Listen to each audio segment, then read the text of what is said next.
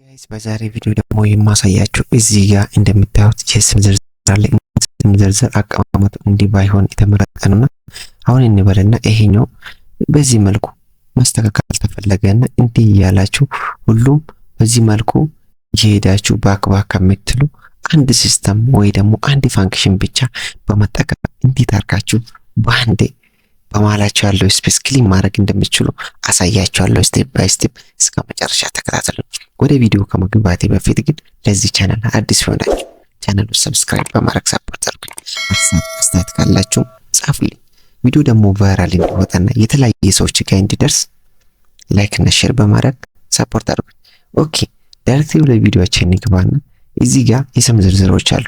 እነዚህ ስም ዝርዝሮች እነሱ መሀል ያለውን ስፔስ እናጥፋና አንድ ላይ ለማምጣት ተፈለገ። ስለዚህ ምን እናደርጋለን? የምንጠቀመው ፋንክሽን ክሊን ትባላለች። ኢኳል እንበልና ክሊን የሚለውን እንጠቀም። ከዛ እዚህ ጋር ደብል ክሊክ እናርግበትና ይሄኛውን እንሰጠዋለን። ከዛስ እቺኛውን እንስካተና ኢንተር እንበላለን። አያችሁ በዚህ መልኩ ነበር ፈለኩት። ከዚህ በኋላስ ምንድነው የምናደርገው? እዚህ ከመተን ስክሮል ሳይሆን ድራግ እናደርጋለን ማለት ነው። በዚህ መልኩ ስፔሱን ጠብቆ አምጥቶልናል ማለት ነው። እንግዲህ በየትኛውም ጊዜ እቺን ፋንክሽን መጠቀም ትችላላችሁ።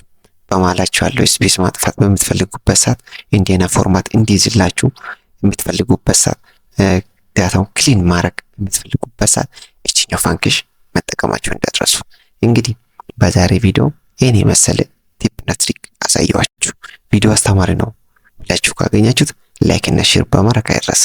ቻናሉን ሰብስክራይብ ያደረጋችሁ ደግሞ ሰብስክራይብ አድርጉልኝ። እንዲሰራ የምትፈልጉ የምትሆንባችሁ ነገር ካለ ኮሜንት ቦክስ ላይ ዱብ አድርጉልኝ። ሌላ ቪዲዮ እስክንገናኝ ድረስ ደህና ቆዩልኝ።